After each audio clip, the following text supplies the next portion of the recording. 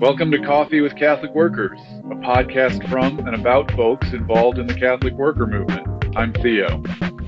And I'm Lydia. We've both been active in the Catholic worker for the past decade, and we're excited to introduce to you some of our favorite people from the movement. Today we have with us Michael Boover from the Annunciation House and Mustard Seed Catholic Worker in Worcester, Massachusetts.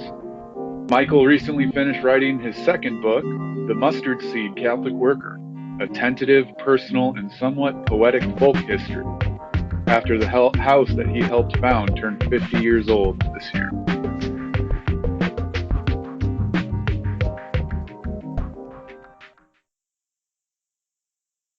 So maybe to get started, Mike, if you just want to tell us about yourself and how you made it to the Catholic worker. Sure. Well, I grew up in a small French-Canadian Catholic hamlet in central Massachusetts in the early 50s. So I was kind of formed a lot by kind of French-Canadian Catholicism in a small parochial school where I had nuns who were teachers, and there's a lot of influence by priests who were in the parish. And it was a very kind of thorough kind of Catholic education as a kid growing up in the 50s. And of course, the world was changing quite a bit then too. I mean, I remember being kind of frightened about the Cuban Missile Crisis, as a kid in the summer when that was happening. I remember there was sort of a kind of a pall that fell over the land. But too young to make a lot of sense out of all of that, just knowing that there was a lot of fear.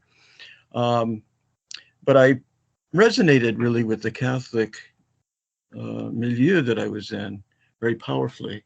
In some ways, I think of it, as sort of probably akin or connected to kind of Peter Morin's French Catholicism and how it played out in his life, that there was certainly a lot of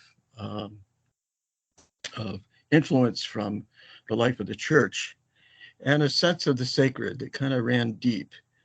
But it took me a long time for, I think, that depth to kind of get worked out. And I have to be grateful to the worker for helping me with some of that, because without the worker, I would have stayed much more on the surface of things. But I ended up having a nun in the 8th grade who was very solicitous and very much looked out for me. I was very grateful for her. But she encouraged me to attend a high school seminary in New Hampshire. And the seminary was located in a former Shaker village, which had been a bustling center for Shaker life. And so in some ways, kind of by osmosis, I kind of caught a little bit of the Shaker influence, of course, which I think of is connected to the worker movement in so many dimensions.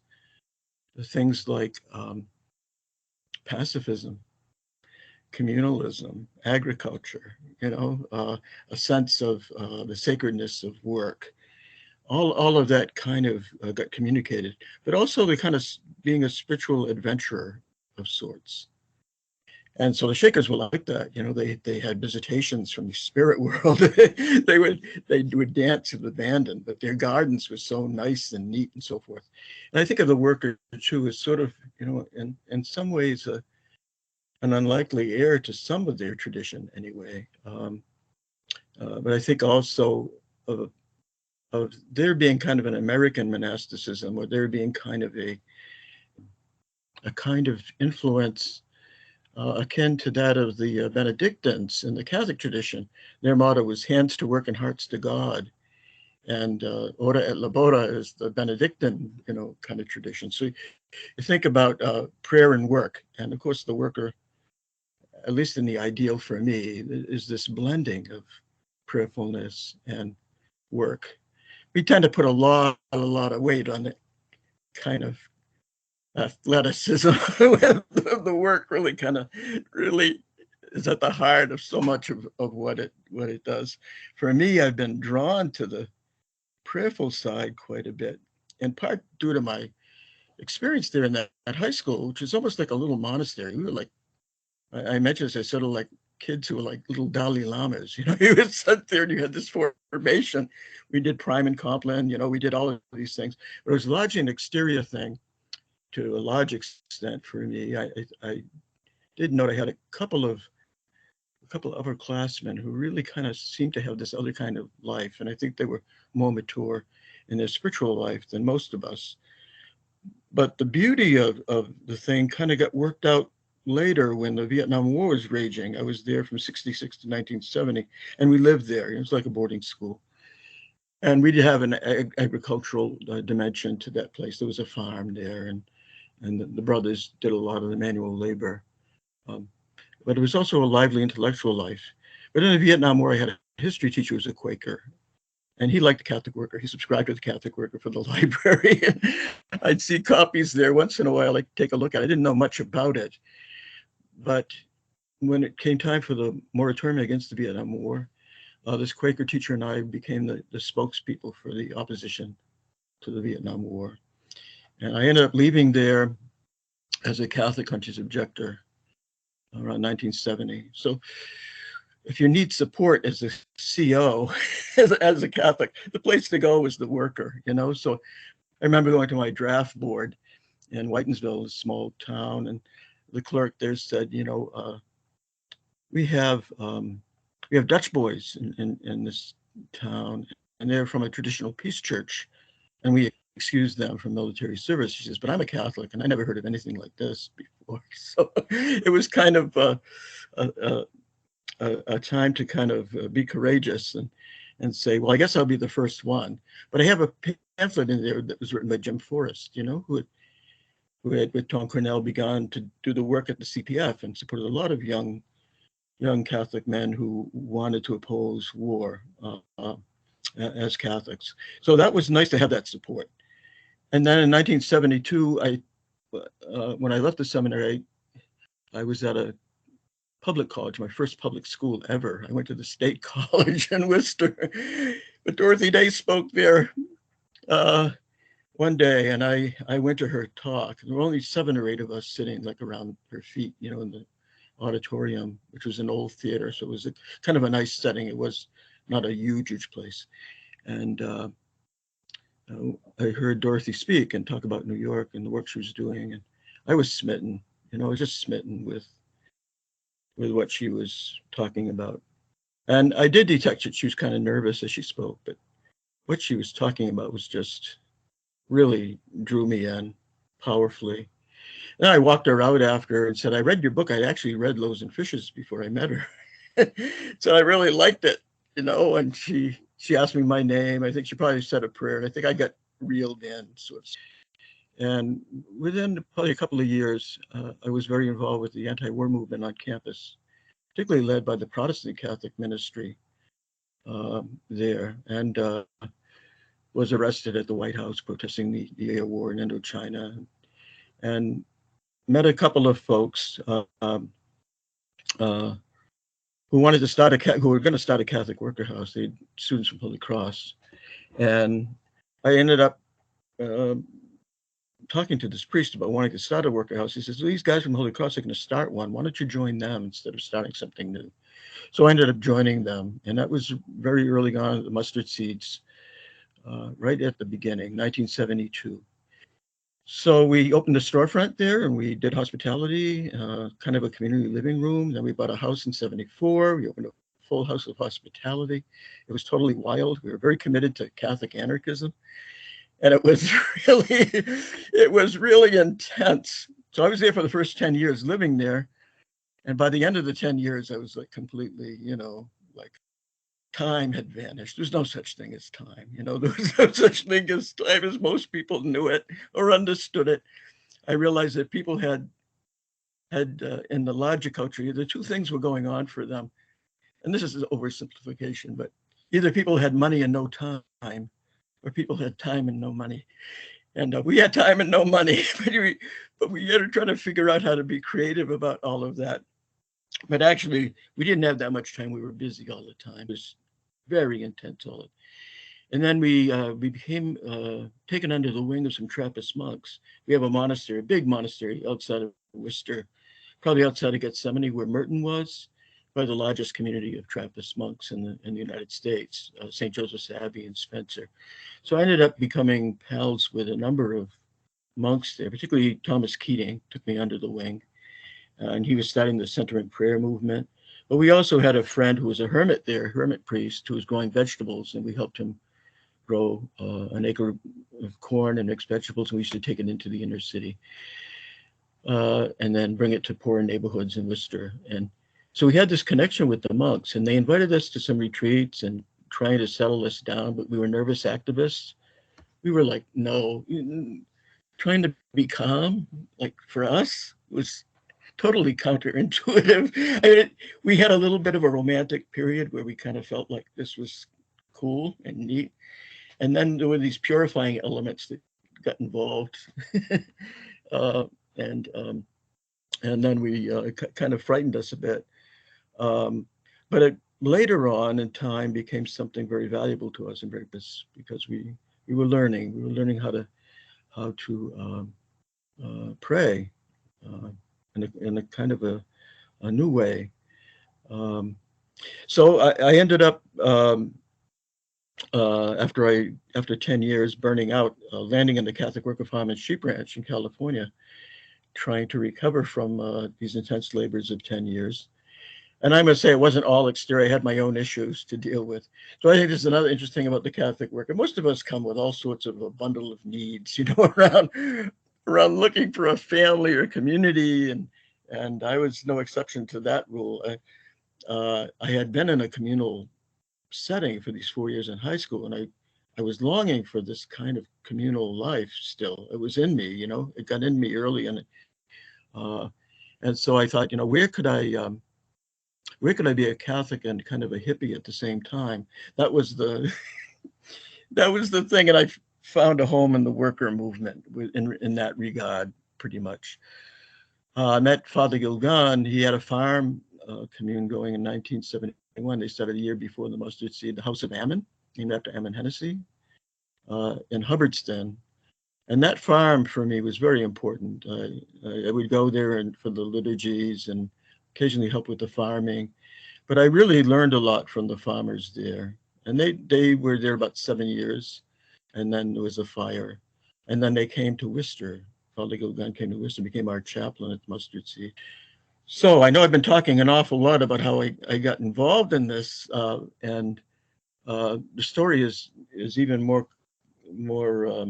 there are more adventurous angles to the whole thing. But essentially, that's kind of how it kind of went, how I got connected.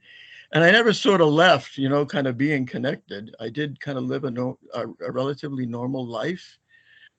I settled down, I got married, raised a family and so forth, and did work where I could get a salary to raise a family, but always connected to kind of some apostolic labor or some kind of work with the homeless or the sick, and was a chaplain in a psychiatric hospital for a while.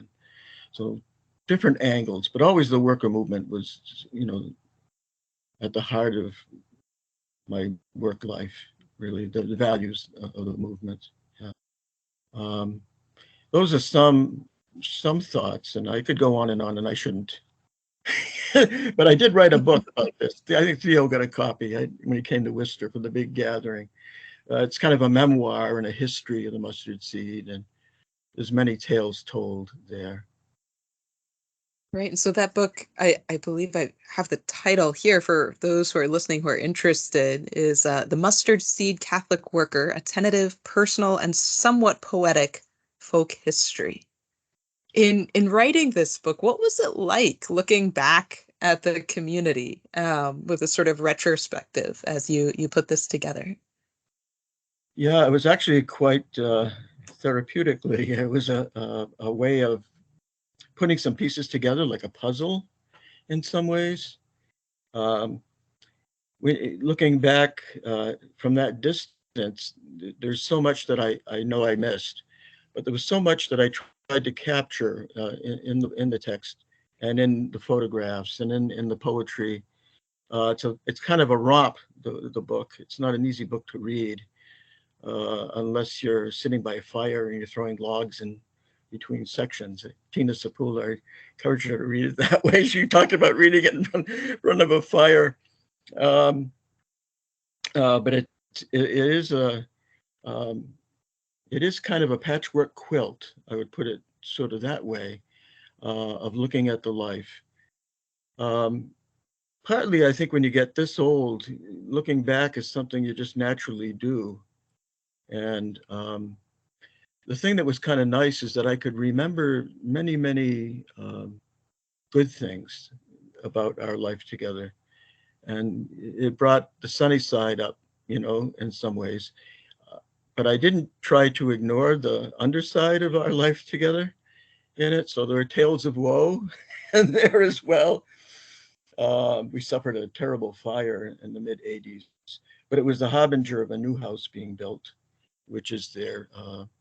And Theo visited in Worcester. The house is really kind of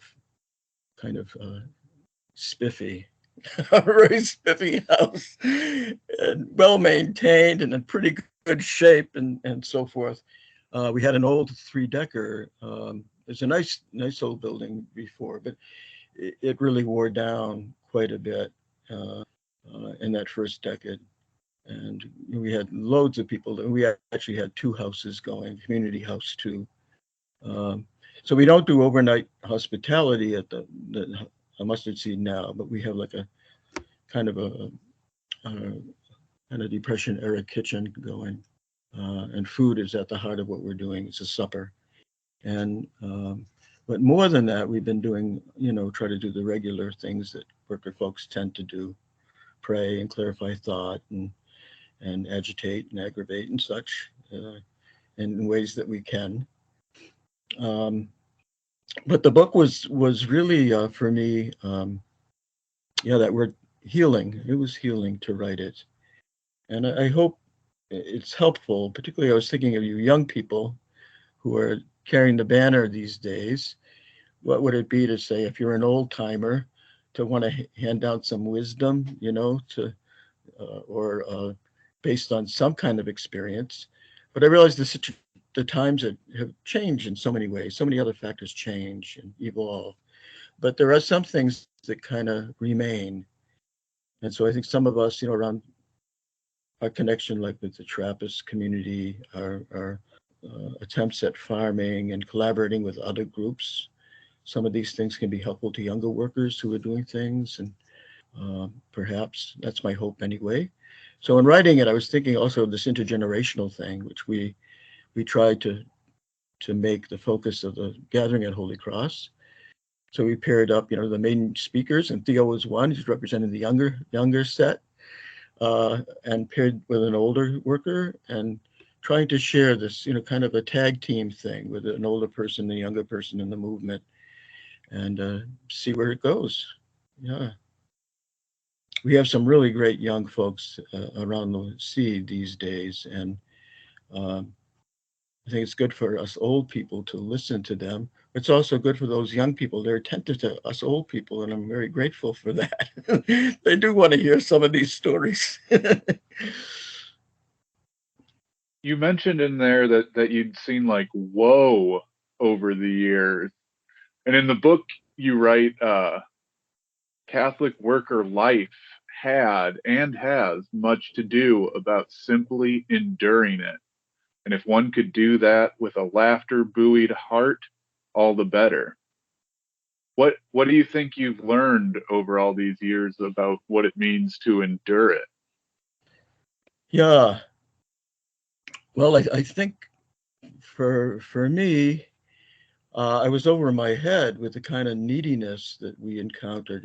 Most of us came out of middle class backgrounds, and we hadn't, I don't think, had the kind of encounters with the kind of poverty or the kind of level of suffering that many of our folks we welcomed.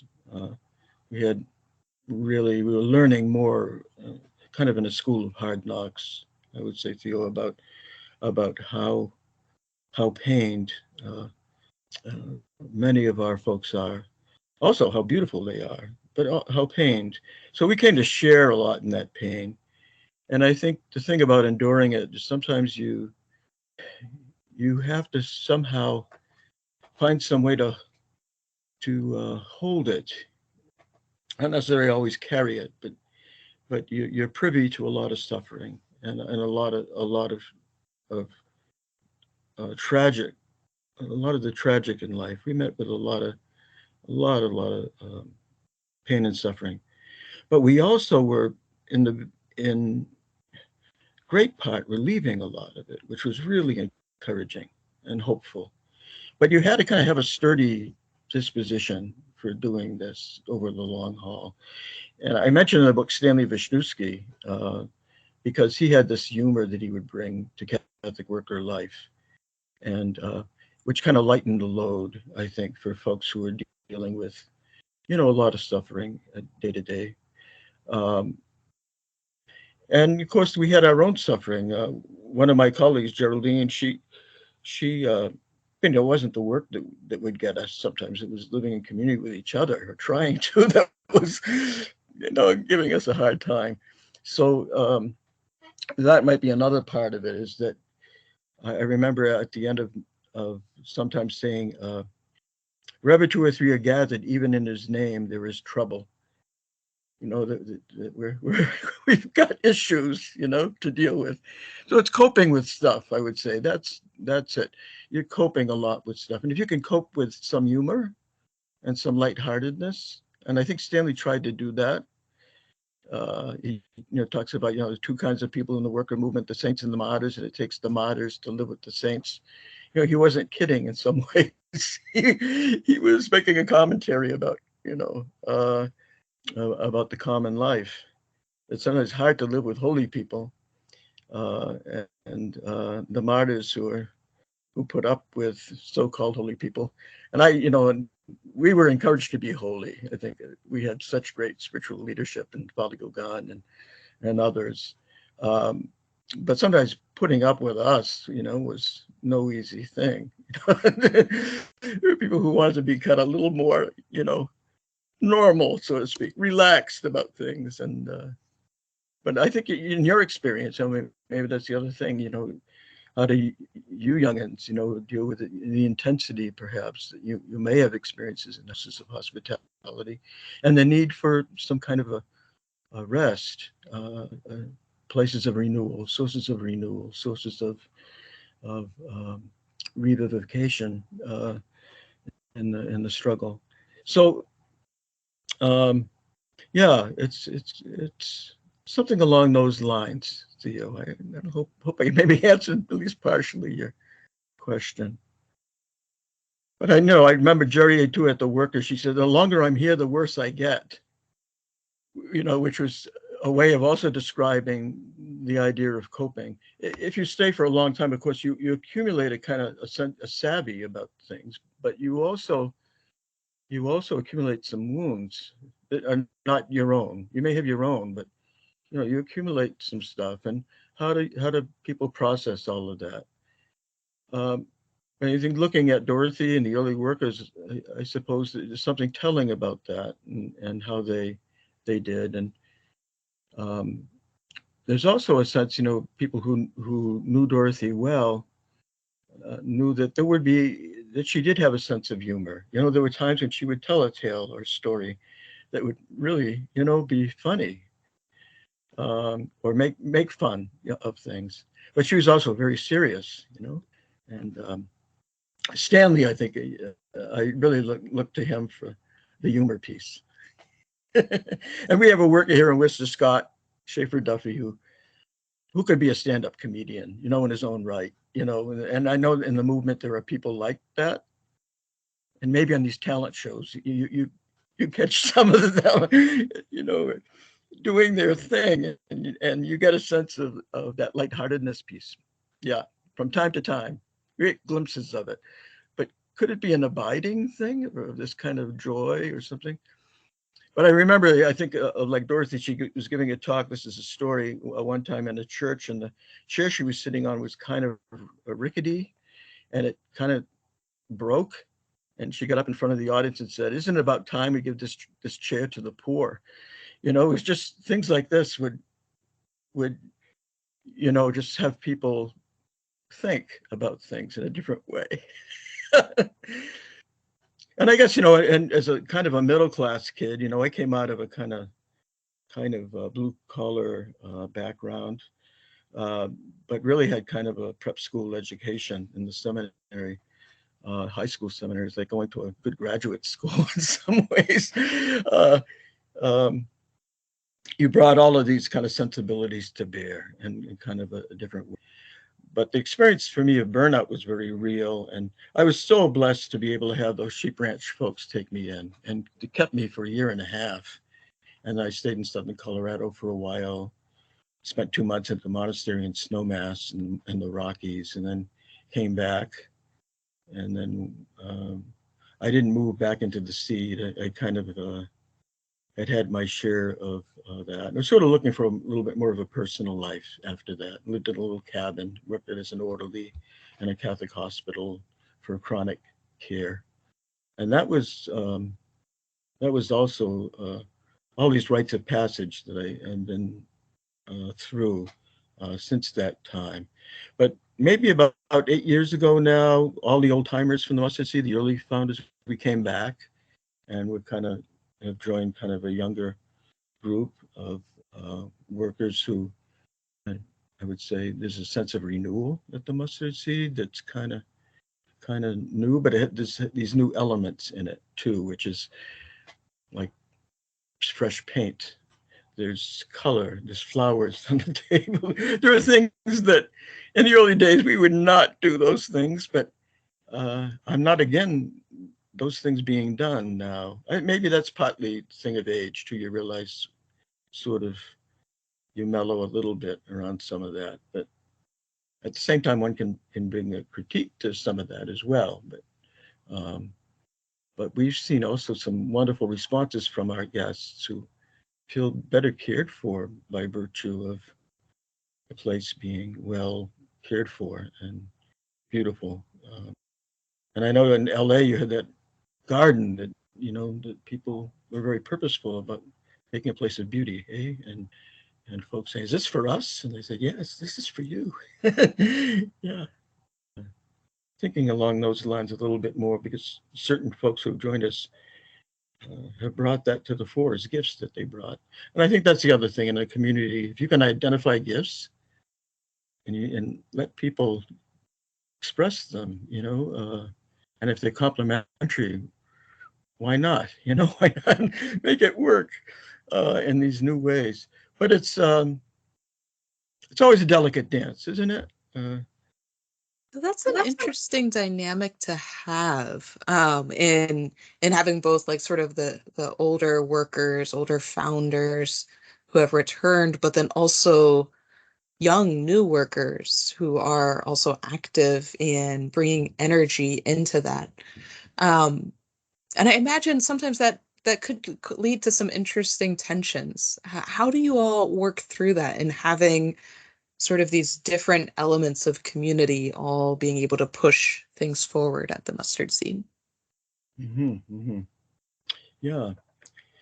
I think there are some tensions. I think partly whenever you have visionaries who come together, there tends to be competitive visions at work. And then sometimes they collide, but sometimes they fuse, and you can bring these elements together.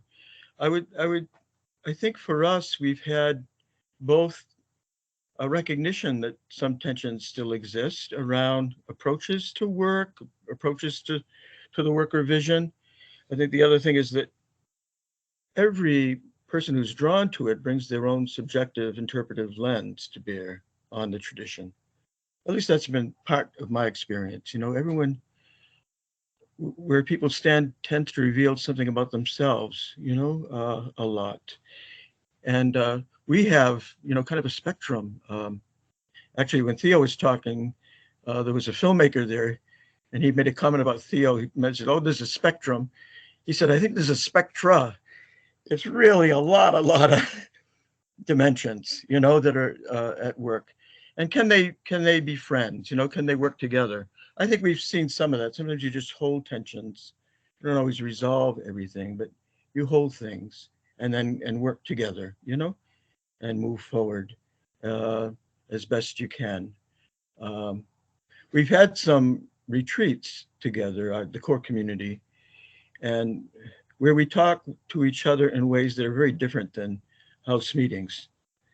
And that's been a help because we begin to see also the personal kind of quests that and the kind of personal histories and gifts and or weaknesses or things that people bring, and in that setting they people can be, I think, pretty frank and open about some of the things that are happening. um, I think in general we've done a pretty good job of sharing intergenerationally, and also in a very new ecumenical dimension. Though we're Catholic workers, we have now the support of a lot of different folks. So we have, folks who help us with the meals, and this is something that's happened over the years. But we have like Jewish youth and Muslim families. We have uh, even corporate folks. We've had a bank fell in love with us. And when they gave us some money, we said, "We're falling in love with the bank. What's happening to us? How can this be?" But they said, we really want to help you," and they did, which was really something. Um, so this idea of kind of maybe a radical openness to how things begin to evolve uh, is something that. Uh, and we have like a Hindu community that comes as well. There's a vegetarian meal in honor of their guru in India. And he was supposed to visit us when he came to the States, but we never had him visit, but we were hoping to meet him. And we we really have kind of a blending of, of influences coming from this interfaith, but also secular folk who are just nice, and political folks, small p, who want to do stuff, um, who also have a place. And a lot of I think some of the younger people drawn to, drawn to the anarchism. I know one of our young folks has really got turned on to Ammon Hennessy and the Christian anarchism of Ammon. And so some of us older people, um, have gotten to meet some of the older workers too. I mean, in my life, I got to meet a number of the older generation. I even met someone who had met Peter Moore, and an older nun who told me, when he spoke, he walked like a lion in a cage back and forth. It was things that you would not know. If someone met, I can just picture him walking back and forth and making his points. But I was friends with the Paulsons and Roaches, who had that early farm in the late 30s in Upton, St. Benedict's, and got to meet them. And they were like Catholic Amish folk, in a lot of ways, and culturally very, really old timey. And they were stained glass window artisans. And so I got to meet also folks, Dave O'Brien at Holy Cross, who bring people. I met John Court, who did a lot of trade union work, and Fritz Eichenberg came and met Fritz, and he spoke about never forgetting a face. And I read about that in the book because there's, the Last Supper has a young man coming through the door. Tom Cornell told me was Michael Harrington, when he was at the Worker in the 50s. And you can see that, that's Michael Harrington coming in, in the door. And he wrote The Other America and, New Poverty.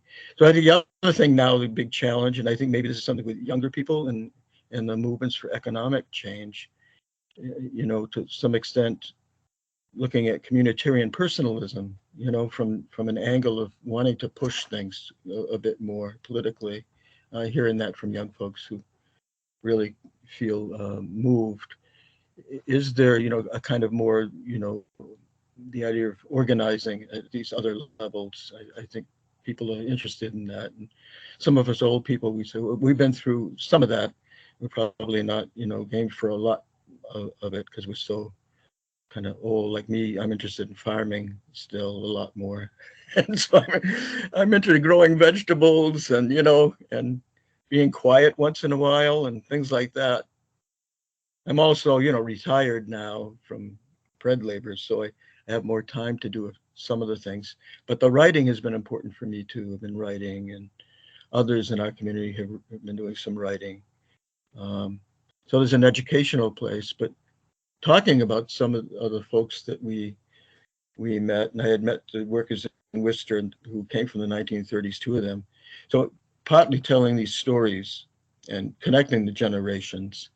And I would go to New York, so I'd spend time at the house in New York once in a while, in the farm in Tivoli, and just getting to know people in those circles, And I think Theo's done a great job of being an itinerant evangelist for the Worker Vision, and with his essays and his pictorial adventures.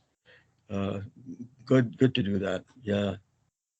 These are all means, I think, to kind of keep these lines of communication open between houses and how they function, each different, but with a sense of connectedness to this very, rich tradition, which goes, it's a tradition of great depth. I think even before before 1933 as well, but great depth from 33 as well in some ways, Yeah. We only have a few more minutes here, but I was curious if you had anything to say about, you all just threw a national gathering in Worcester. What was it like to organize this big event, having Catholic workers coming in from all over the country and even Europe? What was that whole process like for y'all? Maybe you know better than I do, Theo, how it went, because I was so busy with the organizing of it that I became, kind of out of it for the actual weekend. It was I was there, but I was one of the few that got COVID in that slice. So I ended up, I wasn't feeling that great for the weekend, actually. But it was a wonderful weekend. It was great to bring everybody together.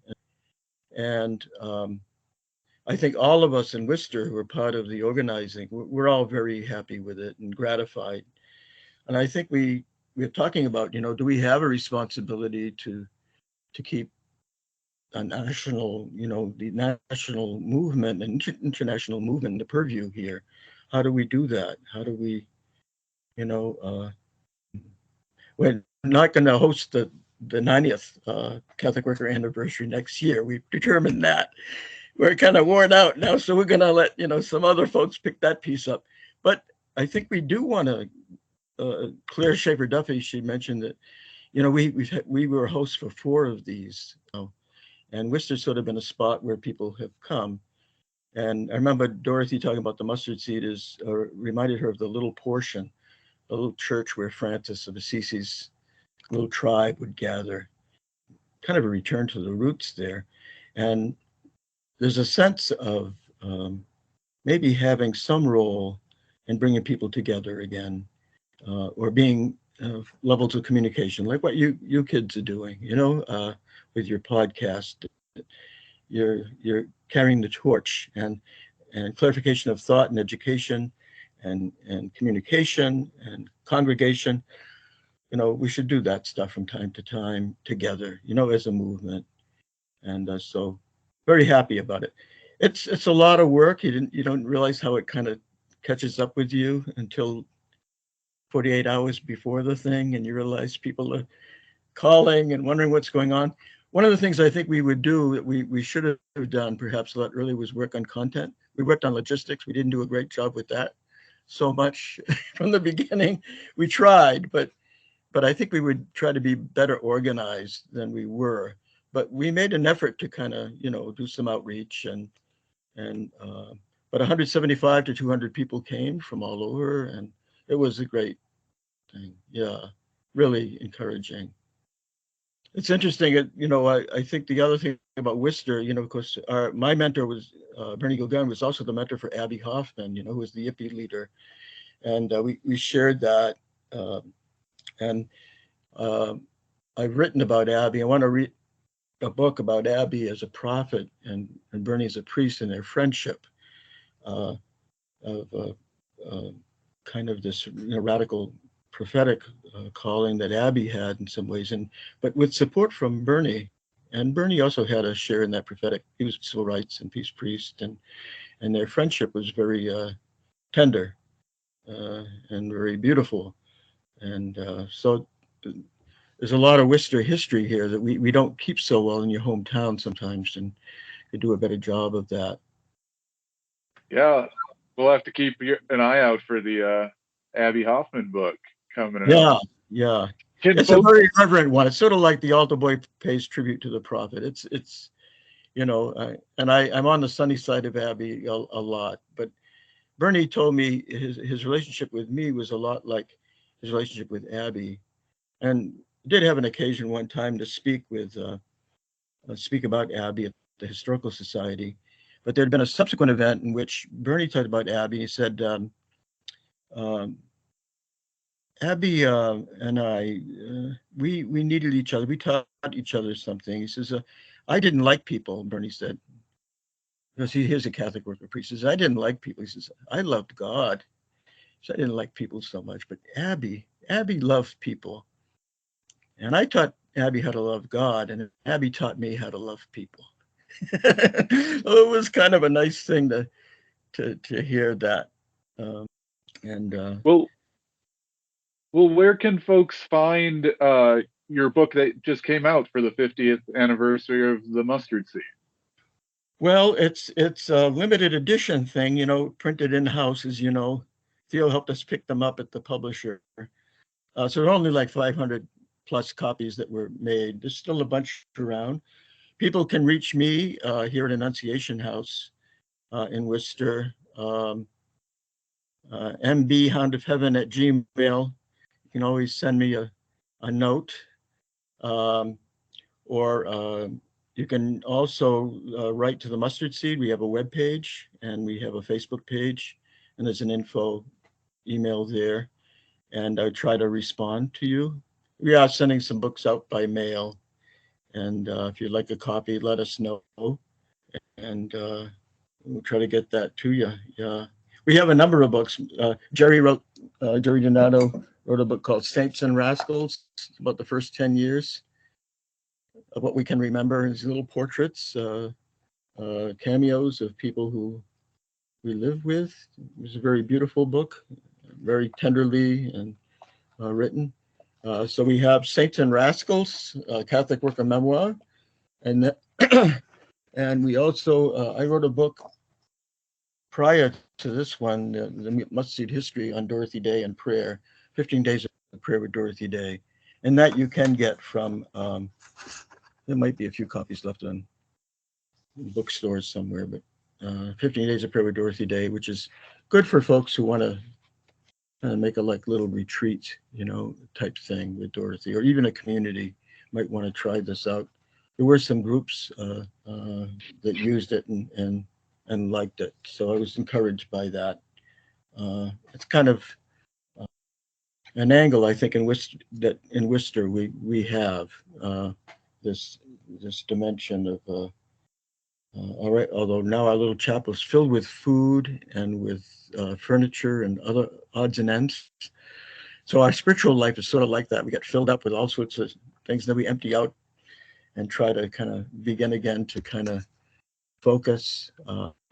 But the immediate needs tend to sometimes obscure stepping back and slowing down and getting a sense of centeredness and rootedness.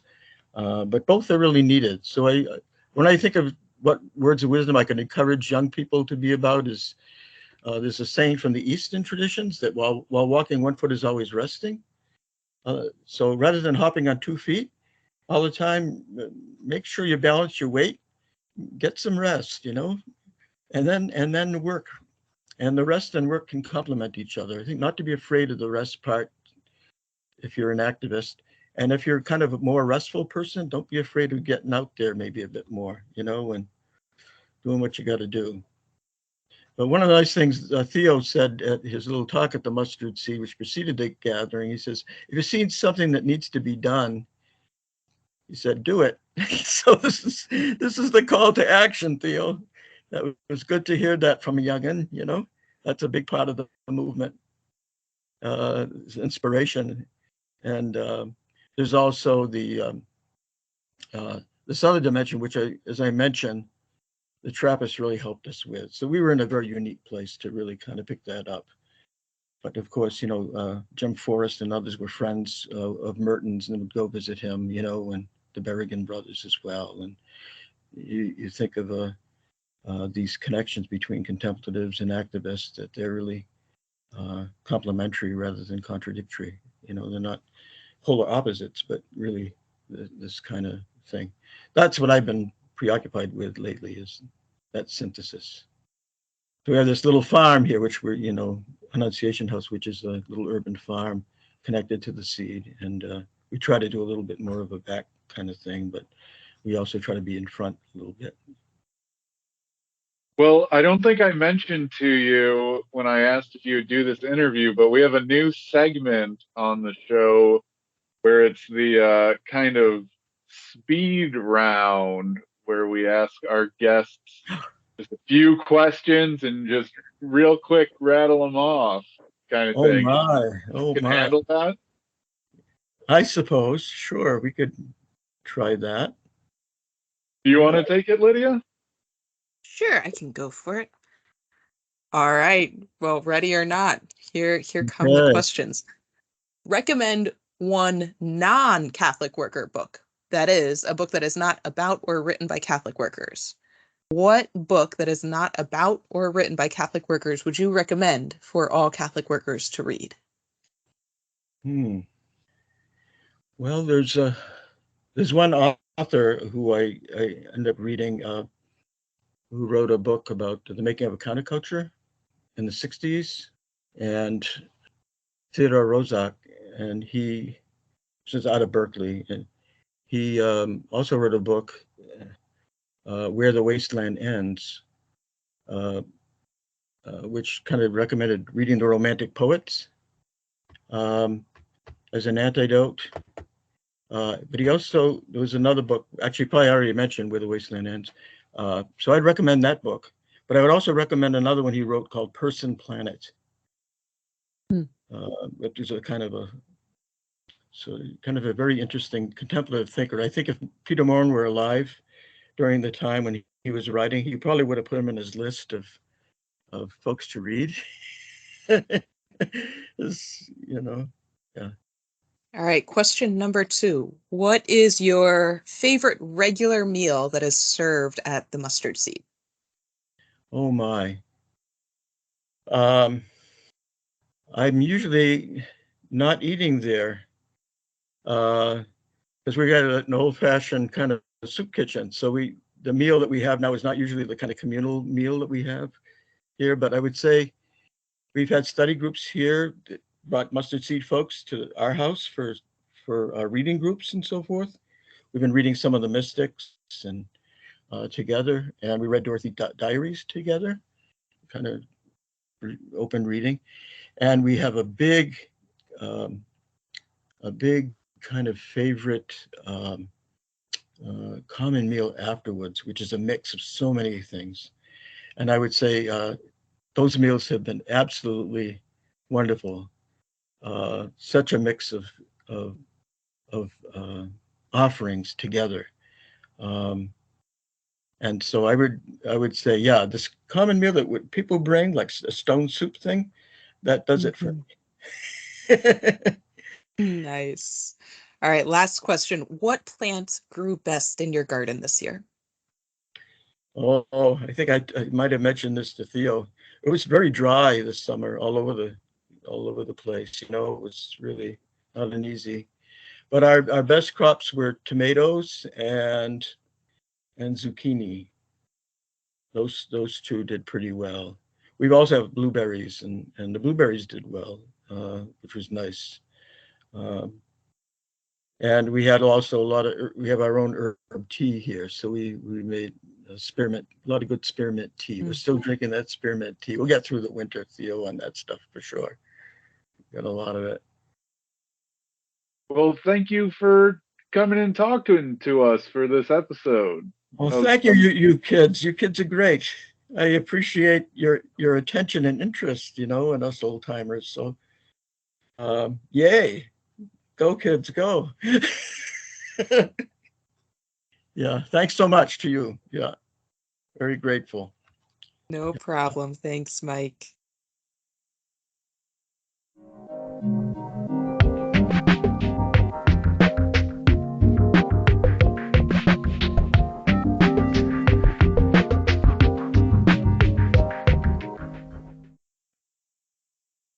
Well, that was really great to have Mike share with us some of the rich history, both of the Mustard Seed Catholic Worker, but also of his own journey in the Catholic Worker at both Mustard Seed, but then also in other locations as well. Yeah, it was great to have Mike on. One thing that I was really thinking about, we don't often record episodes back to back, but we did talk to Mike just the day after talking to Erica, and how much Mike's story feels different. Like the Catholicism growing up was a big piece of it seemed to him, and he went to like high school, seminary, and just to have those two voices back to back is just a real interesting example of the diversity of folks who find the Catholic Worker. Yeah, I think it really speaks to the ways that the Catholic Worker movement and its ideals and values really can tap into something that people have like this innate sense of like truth or rightness towards, sometimes in that religious sense for people coming from a Christian background or Catholic background, but then also to others who have already committed, like, this is the direction I want my life to go. These are the ideals and values I want to live into. Sort of this, both this sense of like specific truth and universal truth at the same time. Yeah. Or as Mike put it, he was just looking for a place he could be Catholic and a hippie at the same time. Definitely. Very few of those places exist. So I don't know that we actually pinned down how long Mike has been a Catholic worker.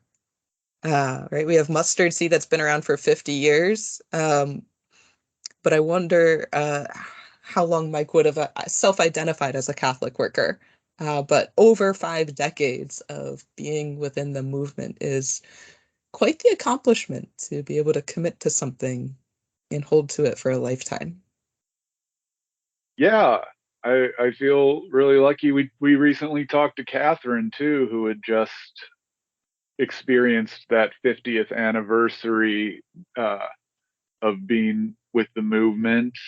And I guess that's one of the great things about doing this podcast, is just getting to talk to those folks and getting their voices out there, and their thoughts on what the next generation of workers should be thinking about as we do this. Yeah, it really is a different focus than the idea of, I think that sometimes maybe some parents or others looking in look at it of like, oh, it's sort of like a gap year or a phase. And definitely was not a phase for Michael or Catherine. Yeah, I think my mom's still hoping it's just a gap year or a phase. Gap decade. Yeah.